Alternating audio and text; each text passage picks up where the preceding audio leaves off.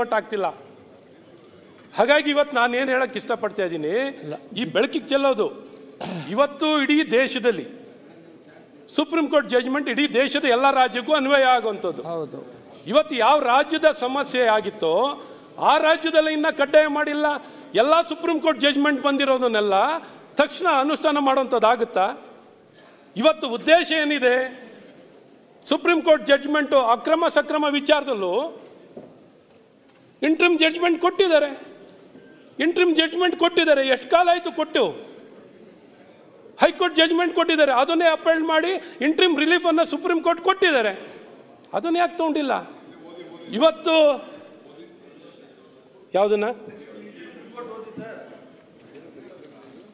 ಸ್ವಲ್ಪ ನಾವು ತಿಳ್ಕೊಳ್ಳೋಣ. ಎಲ್ಲ ಓದ್ಲಿ ಇವ್ರು ಕೊಡಿ, ಓದಿ ಪ್ಲೀಸ್. ಯಾಕೆಂದ್ರೆ ಅದು ಪಬ್ಲಿಕ್ಕಿಗೆ ನಾವು ಏನೋ ರಿಲೀಫ್ ಕೊಟ್ಟರು ನಾವು ಮಾಡ್ತಾ ಇಲ್ಲ ಅನ್ನೋದು ಬೇಡ. ಪ್ಲೀಸ್ ಓದಿ, ಸ್ವಲ್ಪ ನಾವು ತಿಳ್ಕೊತೀವಿ. You educators please.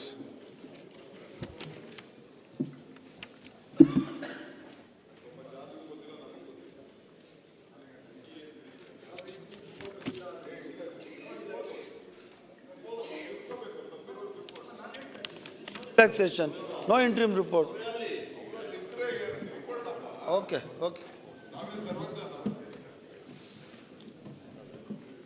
ಹುಡುಕ್ಬೇಡಿ ಬಿಡಿ, ಏನೂ ಇಲ್ಲ ಅಲ್ಲಿ, ಸುಮ್ಮನೆ. ಉಪಮುಖ್ಯಮಂತ್ರಿಗಳು ಜಾರ್ಜ್ ಮೇಲೆ ಬಹಳ ಕ್ಲೋಸ್ ಆಗಿದೆ. ಜಾರ್ಜ್ ನೀವು ಬಹಳ close. Is a learned man, very senior man, deputy chief minister ಆಗಿದ್ದವರು. ಏನಾದ್ರು ಮಾಹಿತಿ ಇತ್ತು ಅಂದ್ರೆ ನಮ್ಗೆ ತಿಳಿಸಿದ್ರೆ ಗೌರ್ಮೆಂಟ್ ವಿಲ್ ರೆಕ್ಟಿಫೈ. ನಮ್ಗೇನು ಇವ್ರು ಹೇಳ್ದಂಗೆ ಪರಿಹಾರ ಬೇಕು ಅಂತ ಹೇಳಿದ್ರು ಅವರು. ಬಡವ್ರಿಗೂ ಒಂದು ಪರಿಹಾರ ಬೇಕು. ಯಾವ್ದಾದ್ರು ಒಂದು ಜಡ್ಜ್ಮೆಂಟ್ ಇತ್ತು ಅಂತಂದ್ರೆ ಈ ತರ ಕೊಡಿ ಅಂತ ಸುಪ್ರೀಂ ಕೋರ್ಟ್ ಏನು ಜಡ್ಜ್ಮೆಂಟ್ ಬಂದಿತ್ತು ಅದ್ರ ಮೇಲೆ ಏನಾದ್ರು ಒಂದು ರಿಲೀಫ್ ಬಂದಿದೆ ಅಂತ ಅವ್ರು ಹೇಳಿದ್ರು. ಡೆಫಿನೆಟ್ಲಿ ಇವತ್ತೇ I am on stand. Bengaluru minister ಆಗಿ ಹೇಳ್ತಾ ಇದ್ದೀನಿ, ಪವರ್ ಮಿನಿಸ್ಟರ್ ಆಗಿ ಇಲ್ಲಿ ಪಕ್ಕದಲ್ಲಿ ಕುಟ್ಟಿಸ್ಕೊಂಡು ಹೇಳ್ತಾ ಇದ್ದೀನಿ, UD ಮಿನಿಸ್ಟರ್ ಆಗಿ ಹೇಳ್ತಾ ಇದ್ದೀನಿ, ಪಂಚಾಯತ್ ಬೈ ಸಾಯಂಕಾಲ on that order I will issue a direction that power should be given to every one.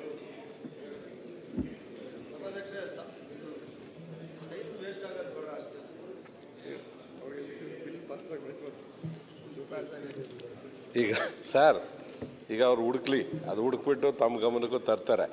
ಏನೋ ಒಂದು ರಿಲೀಫ್ ತರೋ ಅಂಥದ್ದು ಒಂದು ಆಲೋಚನೆ ಮಾಡಿ. ಹಿಂಗೆ ಸಿಕ್ಕಾಕ್ಸ್ಬಿಟ್ಟು ನೀವು ಅವರು ಅದನ್ನ ಅದು ಎಲ್ಲೋ ಇಟ್ಟಿರ್ತಾರೆ, ಈಗ ಸಿಕ್ಕಲ್ಲ ಅರ್ಜೆಂಟ್ಗೆ.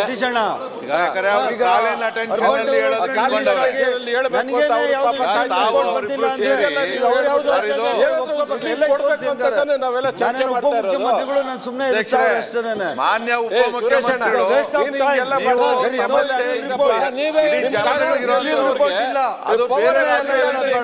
ಆಗಿಲ್ಲ.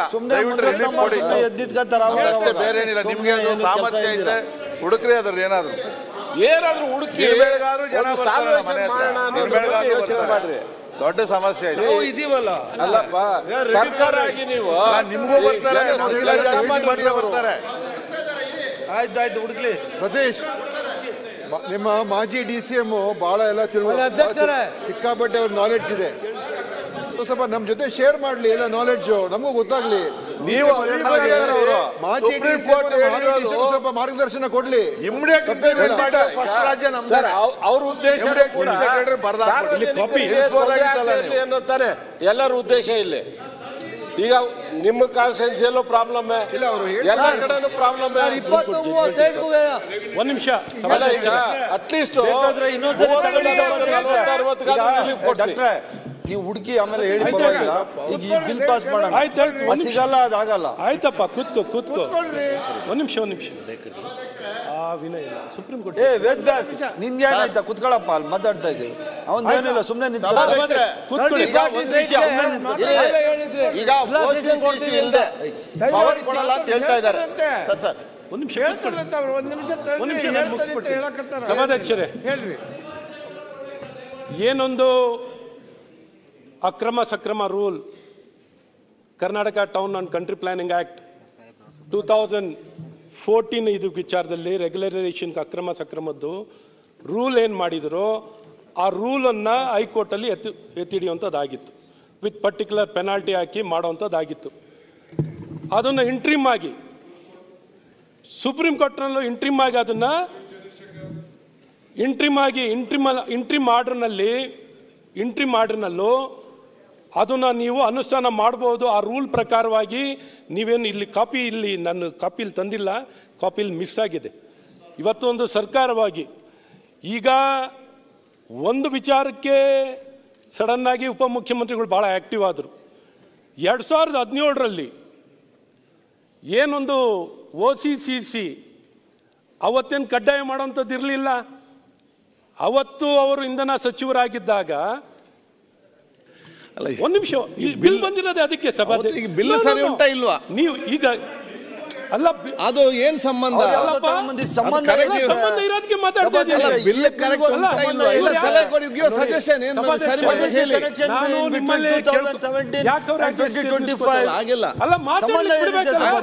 ಸಚಿವರು ಇದ್ದಾರೆ. ಅಲ್ಲ, ಈಗ ಬಿಲ್ ಬಗ್ಗೆ ಚರ್ಚೆ ಮಾಡ್ತಿದ್ದೀವಿ. ಬಿಲ್ ಬಗ್ಗೆನೇ ಮಾತಾಡ್ತಿದ್ದೀನಿ. ಬಿಲ್ ತಂದು ಸರಿ ಉಂಟಾ ಇಲ್ವಾ? ಇಲ್ಲದಿದ್ರೆ ಅದನ್ನ ಹೇಗೆ ಸರಿಪಡಿಸಬೇಕಷ್ಟೇ ಹೇಳಿ.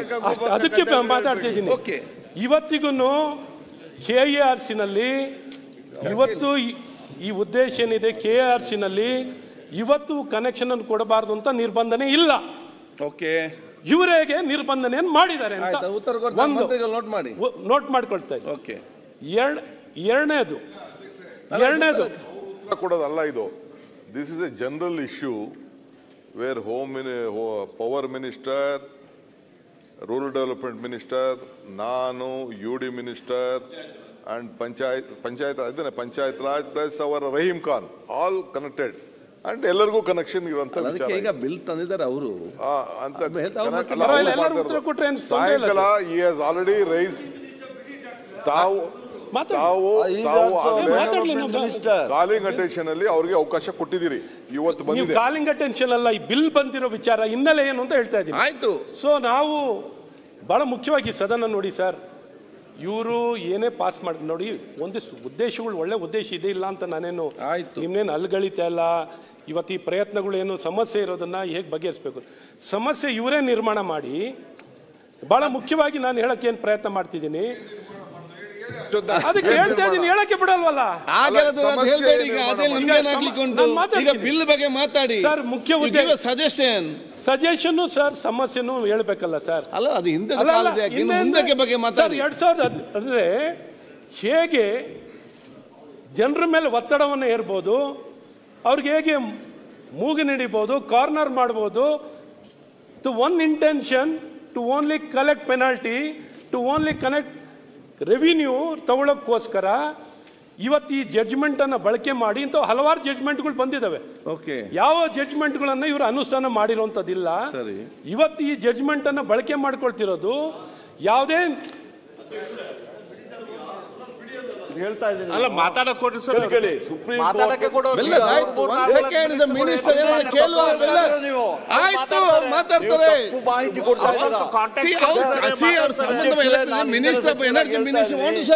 KERC ಅವರು ಆದೇಶ ಕೊಟ್ಟಿದ್ದಾರೆ ಅಂತ ಹೇಳ್ತಾರೆ. ಸುಪ್ರೀಂ ಕೋರ್ಟ್ ಆರ್ಡರ್ ಬಂದ ಮೇಲೆ KERC ಅವರು ಕೊಟ್ಟಿದ್ದಾರೆ. OC ಇಲ್ಲದೆ ಯಾವುದೇ ಕನೆಕ್ಷನ್ ಕೊಡಬೇಡಿ ಅಂತ ಕೊಟ್ಟಿದ್ದಾರೆ. ನೀವು ಕಳಿಸ್ಕೊಡ್ಬೇಕಾ? ಯಾರು? KERC ಅವರು. KERC ಅವ್ರು ಯಾವ ಕೊಟ್ಟಿರೋದು? ಈಗ 13/3/25 ಸುಪ್ರೀಂ ಕೋರ್ಟ್ ಆರ್ಡರ್ 25 13/3/25 ನೀವು ಯಾಕೆ ತಿದ್ದುಪಡಿ ಮಾಡಿಲ್ಲ? ನೋಡ್ರಿ, ಅದು ಅಂದ್ರೆ ನೋಡ್ರಿ, your regulation holds good or bill ಬಗ್ಗೆ ಮಾತಾಡಿ. ಅದ್ಯಾಕೆ ಆಗ ಮಾಡಲಿಲ್ಲ, ಇದ್ಯಾಕೆ ಹೀಗೆ ಇದನ್ನು ಕೇಳಿಕೊಂಡು ಹೋದ್ರೆ ನಾವು ಎಲ್ಲಿ ಹೋಗಿ ಮುಟ್ತೇವೆ? ಈಗ ಏನಾಗಬೇಕು ಸರ್? ಅದಕ್ಕೆ ಸಲಹೆ ಇದ್ರೆ ಕೊಡಿ. ಹೇಳಕ್ಕೆ ಬಿಡಲ್ವಲ್ಲ ಸಲಹೆ ಕೊಡಿ.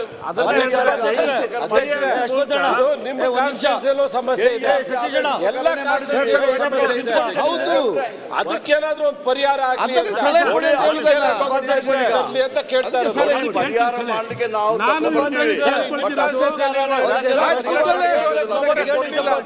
ಸತೀಶ್ ಒಬ್ಬೊಬ್ರು ಮಾತಾಡಿ ಅಂತ ಕೇಳಿ ಹೇಳ್ತಾ ಇರೋದ್ರಲ್ಲಿ ಈಗ ನೋಡಿ ಸತೀಶ್, ಒಂದ್ ಸೆಕೆಂಡ್, ಉದ್ದೇಶ ಬೇರೆ ಏನು ಇಲ್ಲ. ಈಗಾಗಲೇ ಸಚಿವರಿಗೂ ಗೊತ್ತು, DK ಶಿವಕುಮಾರ್ ಅವ್ರಿಗೂ ಗೊತ್ತು, ನಮ್ ಜಾರ್ಜ್ ಅವ್ರಿಗೂ ಗೊತ್ತು. ಎಲ್ಲೂ ಕೂಡ ಮನೆ ಕಟ್ಟಲಿಕ್ಕೆ, ಸಣ್ಣ ಮನೆ ಕಟ್ಟಲಿಕ್ಕೂ ಕೂಡ ಕರೆಂಟ್ ಕೊಡ್ತಾ ಇಲ್ಲ ಸರ್. ಸಮಸ್ಯೆ ಆಗಿದೆ, ಅದಕ್ಕೆ ಪರಿಹಾರ ಕೊಡೋಣ. ನೀನು ಸತೀಶ್ ಪ್ರಯತ್ನ ಮಾಡ್ತಾ ಇದ್ದೀವಿ ಅಂದ್ರೆ ನಾವು ಪ್ರಯತ್ನ ಮಾಡ್ತಾ ಇದ್ದೀವಿ. ಬಿಲ್ಲನ್ನ ಇದು ಮಾಡ್ತೀವಿ. ಈ ಬಿಲ್ಲಲ್ಲಿ ಪರಿಹಾರ ಇದೆ, ಮಂತ್ರಿ ಅವರೇ ಅನೌನ್ಸ್ ಮಾಡು ಗುರು. ಸತೀಶ್ ಹೀಗೆ ನೀವು ಯಾವ ಕಡೆ ನೋಡಿ ಇಲ್ಲಿ 2020 ಅಂತ ಎತ್ತಿದ್ರೆ ಮಂತ್ರಿ ಅವರೇ, ಸುರೇಶ್ ಒಂದ್ ಸೆಕೆಂಡ್ ಕೇಳಿ ಸತೀಶ್ ಅವರಲ್ಲಿ ಕೇಳಿ. ಎಲ್ಲರಿಗೂ ಕೂಡ ಸಮಸ್ಯೆ ಏನಂತ ಬಹಳ ಚೆನ್ನಾಗಿ ಎಲ್ಲ ಗೊತ್ತಿದೆ. ಎಲ್ಲರಿಗೂ ಕೂಡ ಈ ಸಮಸ್ಯೆ ಇದೆ. ನಿಮ್ಮ ಉದ್ದೇಶ ಸದುದ್ದೇಶವೇ, ಅವ್ರದ್ದು ಉದ್ದೇಶ ಸದುದ್ದೇಶವೇ, ಚರ್ಚೆ ಮಾತ್ರ ಸರಿ ಆಗ್ತಾ ಇಲ್ಲ. ಅದಕ್ಕೆ ಈಗ ಏನಿದೆ ಈ ತಿದ್ದುಪಡಿ ತಂದಿದ್ದಾರೆ, ಒಂದು ಕೇಳಿ, ಈ ತಿದ್ದುಪಡಿ ಸರಿ ಉಂಟಾ ಇಲ್ವಾ? ಇಲ್ಲದಿದ್ದರೆ ಜನರಿಗೆ ಪ್ರಯೋಜನ ಆಗೋರಿಗೆ ಯಾವ ಮಾಡಬೇಕಂತ ಸಲಹೆ ಮಾಡಿ ಅದನ್ನು ಅನುಷ್ಠಾನ ಮಾಡ್ಲಿಕ್ಕೆ ಹೇಳುವ. ಆಯ್ತು ಸರ್. ಮುಖ್ಯವಾಗಿ ಏನು ಜಡ್ಜ್ಮೆಂಟ್ ಬಂದ ನಂತರ ಇವರು ಅಪೀಲ್ಗೆ ಹೋಗ್ಬೋದಿತ್ತು. ಸುಪ್ರೀಂ ಕೋರ್ಟ್ ಜಡ್ಜ್ಮೆಂಟ್ ಏನು ಬಂದಿತ್ತು, ಈ ಜಡ್ಜ್ಮೆಂಟ್ಗೆ ಅಪೀಲನ್ನು ಹೋಗ್ಬೋದಿತ್ತು. ಈ OCCCಯನ್ನು ಕಡ್ಡಾಯ ಮಾಡಿರೋದಕ್ಕೆ ಅಪೀಲನ್ನು ಹೋಗೋಂಥದ್ದು ಮಾಡ್ಬೋದಿತ್ತು. ಒಂದು, ಯಾವ ರಾಜ್ಯನೂ ಈ ಸುಪ್ರೀಂ ಕೋರ್ಟ್ ಜಡ್ಜ್ಮೆಂಟನ್ನು ತಕ್ಷಣ ಅನುಷ್ಠಾನ ಮಾಡಿರೋಂಥದ್ದು ಯಾವ ರಾಜ್ಯನೂ ಮಾಡಿಲ್ಲ. ಯಾವ ರಾಜ್ಯಕ್ಕೆ ಇವರು ತೀರ್ಪನ್ನು ಕೊಟ್ಟಿದ್ರು ಅಲ್ಲೂ ಕೊಟ್ಟಿಲ್ಲ. ಈಗ ಇವರು ಉದ್ದೇಶ ಮುಖ್ಯವಾಗಿರೋದು ಜನರಿಂದ ಪೆನಾಲ್ಟಿ ಕಲೆಕ್ಟ್ ಮಾಡೋದು.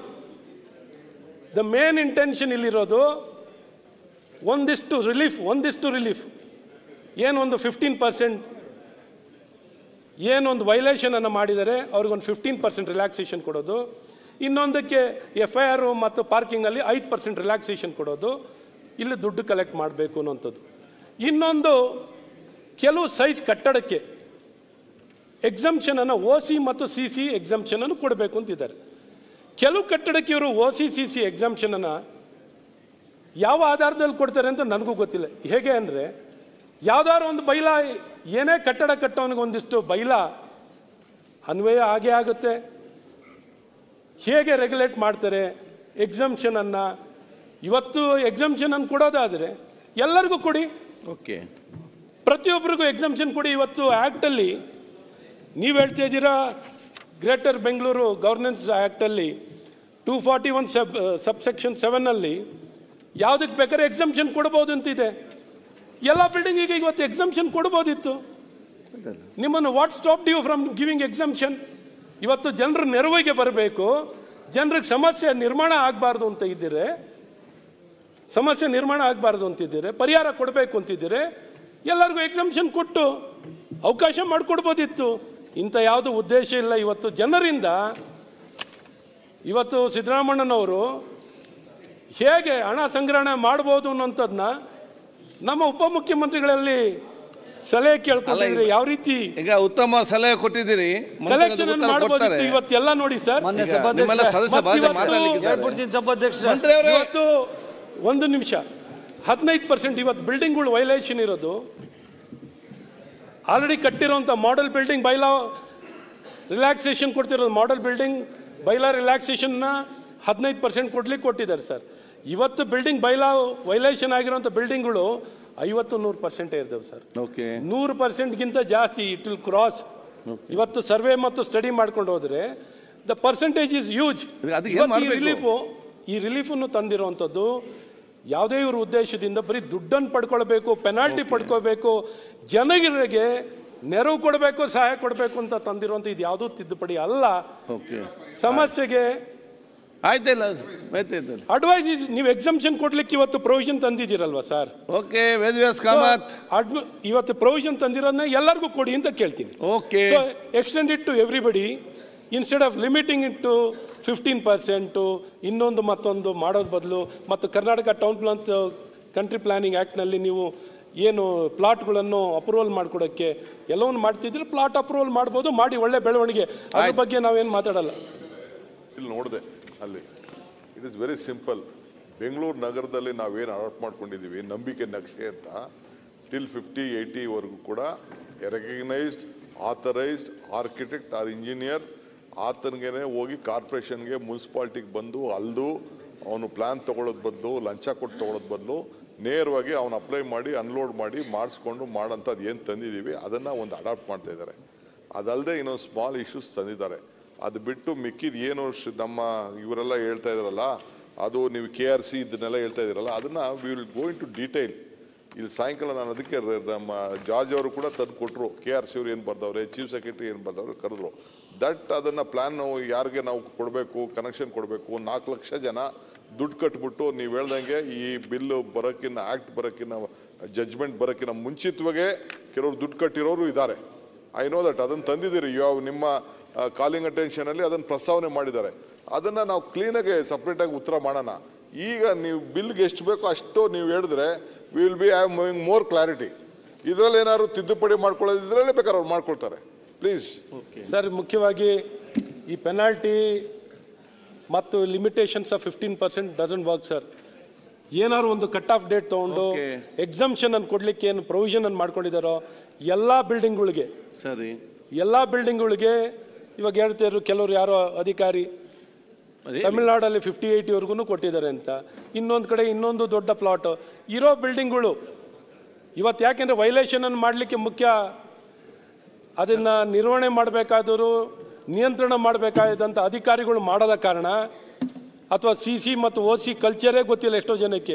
ಎಷ್ಟು ಜನಕ್ಕೆ ಸರ್ ಇವತ್ತು ಬೆಂಗಳೂರಿನಲ್ಲಿ OC ಅಥವಾ CC ತೊಗೊಂಡಿರೋವಂಥದ್ದು 2% ಜನನೂ ಇಲ್ಲ, ನಾಟ್ ಇವನ್ 2%. ಆ 2%ನಲ್ಲೂ ಫೇಕ್ ಇರೋವಂಥವ್ರು ಇದ್ದಾರೆ. ಸೊ ಹಾಗಾಗಿ ಇವತ್ತು 98% ಜನನೂ ಹೆಚ್ಚಿನ ಜನ OC CC ಅನ್ನೋದೇ ಗೊತ್ತಿಲ್ಲ. ಆ ರೀತಿ ಆಡಳಿತಗಳು ಇದುವರೆಗೂ ನಡ್ಕೊಂಡು ಬಂದಿದೆ. ಒಮ್ಮೆಲೆ ನಾವು ಇವತ್ತು ಬರೀ 15% ರಿಲ್ಯಾಕ್ಸೇಷನ್ ಹೇಳಿದ್ರೆ ಇದು ಯಾರಿಗೂ ಸಹಾಯ ಆಗಲ್ಲ, ಸಮಸ್ಯೆಗೆ ಇನ್ನೂ ಸಮಸ್ಯೆ ಆಗುತ್ತೆ. ಮತ್ತು ಇವರು 15% ಇರೋರನ್ನ ರೆಗ್ಯುಲರೈಸ್ ಮಾಡ್ಕೊಳ್ಳಿಕ್ಕೂ ಆಗಲ್ಲ, ಏಕೆಂದ್ರೆ ಸಮಸ್ಯೆ ಹಾಗೆ ಉಳ್ಕೊಳ್ಳುತ್ತೆ, ಸಮಸ್ಯೆ ಆಗಿ ಉಳ್ಕೊಳ್ಳುತ್ತೆ. ಹಾಗಾಗಿ ಈ ಎಕ್ಸಮ್ಷನನ್ನು ಎಲ್ಲರಿಗೂ ಕೊಟ್ಟು ಒನ್ಸ್ ಫಾರ್ ಆಲ್ ಮುಗಿಸ್ಬಿಡಿ. ಯಾವ ಪೆನಾಲ್ಟಿ ಇಲ್ಲದೆ, ಪೆನಾಲ್ಟಿ ಕಲೆಕ್ಷನ್ ಇಲ್ಲದೆ ನೀವು ಮಾಡಿಕೊಡಿ. CCಗೆ ಪೆನಾಲ್ಟಿ, OCಗೆ ಪೆನಾಲ್ಟಿ, ಬಿಲ್ಡಿಂಗಿಗೆ ಪೆನಾಲ್ಟಿ, ಎಲ್ಲದಕ್ಕೂ ಪೆನಾಲ್ಟಿ 1 ಲಕ್ಷ 1.5 ಲಕ್ಷ ಕೋಟಿ ಕಲೆಕ್ಷನ್ ಮಾಡ್ತಾರೆ ಈಗ. ಓಕೆ, ವೇದವ್ಯಾಸ್ ಕಾಮತ್. ಅಧ್ಯಕ್ಷರೇ, ಕರ್ನಾಟಕ ನಗರ ಪಾಲಿಕೆಗಳ ತಿದ್ದುಪಡಿ ವಿಧೇಯಕ 2000 ಅದೇ